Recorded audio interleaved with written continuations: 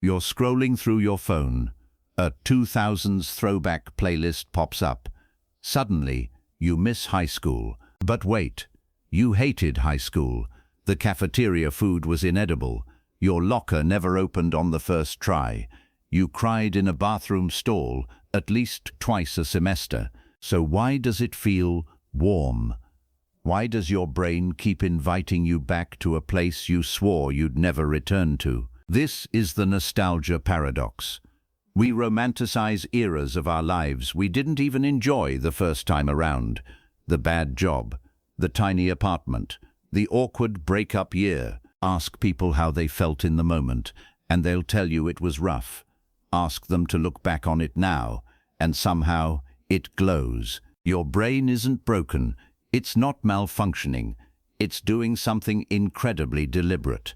And once you understand what, you'll never look at your memory the same way again. To understand this, we have to go back over 300 years to when nostalgia wasn't a warm feeling at all. It was a disease. In 1688, a Swiss doctor named Johannes Hofer noticed something strange in soldiers stationed far from home. Fatigue, insomnia, fever. Some even died. He named it nostalgia, from the Greek nostos, meaning homecoming, and algos, meaning pain, literally, the ache of wanting to go home. It was taken so seriously that commanders banned soldiers from singing traditional songs. They were afraid it would trigger desertion, or worse. Today, we don't treat nostalgia as a disease. We treat it as a mood, a cozy Sunday feeling. So what changed? And more importantly, what is this feeling actually doing to your brain? Here's the first clue. Your memory is not a security camera. It's a film editor, and it's ruthless with the cutting room floor. Psychologists call this the fading affect bias. Negative emotions attached to memories fade faster than positive ones. The facts stay, the sting doesn't. You remember failing that exam, but the panic you felt faded. What's left behind is the relief when it was over, and the pride that you survived it. Your brain isn't lying about what happened. It's editing how it felt.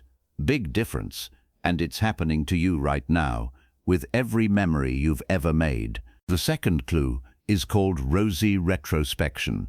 We remember the peaks. We remember the endings. We forget the long, boring middle. Think of a grueling hike. 6 hours of mosquitoes, blisters, and complaining. But what do you actually remember a year later? The view from the top. Psychologists call this the peak-end rule. Your brain doesn't average the whole experience. It grabs the best moment and the last moment and files those as the memory. So when you think back on a bad era of your life, you're not replaying the whole tape. You're watching the highlight reel your brain already cut for you. But here's the real question. Why does this editing happen more when your present life feels shaky? Nostalgia isn't random. Research shows it spikes exactly when we feel lonely, stressed, or uncertain about what's coming next. A 2012 study found that loneliness is one of the biggest triggers for nostalgia. And nostalgic memories, in turn, make people feel more socially supported. It's an antidote in a snow globe. Your present is uncertain. You don't know how it ends. But your past, you already know how that story turns out. You survived it. That certainty is comforting, even if the story itself was hard. That's the real function here. Nostalgia isn't an escape hatch. It's proof. Remember that terrible first apartment, the leaky faucet, the awful boss, the instant ramen dinners. You didn't like it then, but you got through it. And your brain uses that memory like a muscle memory of resilience. A whispered reminder, I've survived hard times before. I can survive this one too. Every hard chapter becomes a brick. Not a scar you hide, but a foundation you stand on. That's not delusion. That's architecture. Here's something researchers keep finding, over and over. It's rarely the hardship itself we miss. It's who we went through it with. Veterans don't get nostalgic for war. They get nostalgic for their platoon. Ex-students don't miss the all-nighters.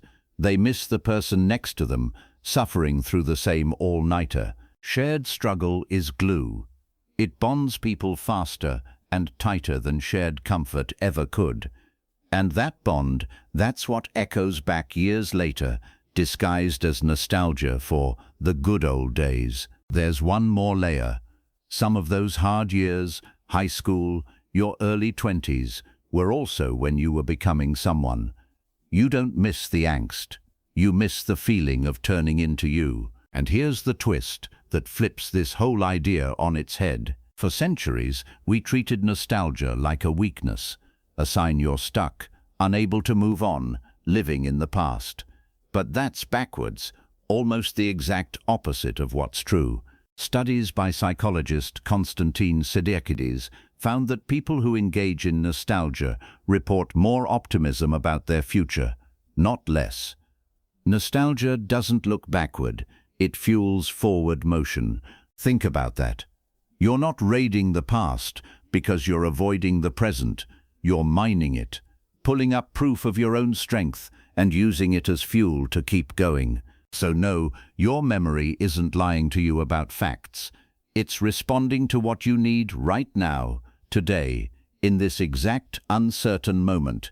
Nostalgia is less like a historical record and more like a mirror angled toward your present emotional weather. It shows you exactly what you need to see to keep standing. That's why the bad apartment glows. That's why the terrible semester feels sweet. It's not that the hardship became good. It's that you needed reminding you already beat something just as hard. So the myth isn't that your memory is wrong. The myth is thinking nostalgia means the past was actually better. It wasn't. It just proved something about you that you needed to remember. So let's put it together. Your brain edits out the sting of pain faster than the sweetness of joy. It highlights peaks and endings, skipping the boring middle, and it reaches for the past hardest exactly when your present feels shaky. None of that is a flaw. It's a survival tool, disguised as a feeling. Every hard year you lived through became a brick, and bricks don't care whether you liked laying them. They just hold you up. So next time a song comes on, or an old photo surfaces, and you feel that strange, warm ache for a time you swore you hated, don't second-guess it. You're not longing for the past, you're borrowing strength from it. And maybe, one day, you'll look back on right now, the very same way. So, what do you think you'll be nostalgic for, about this exact, uncertain moment you're living in right now?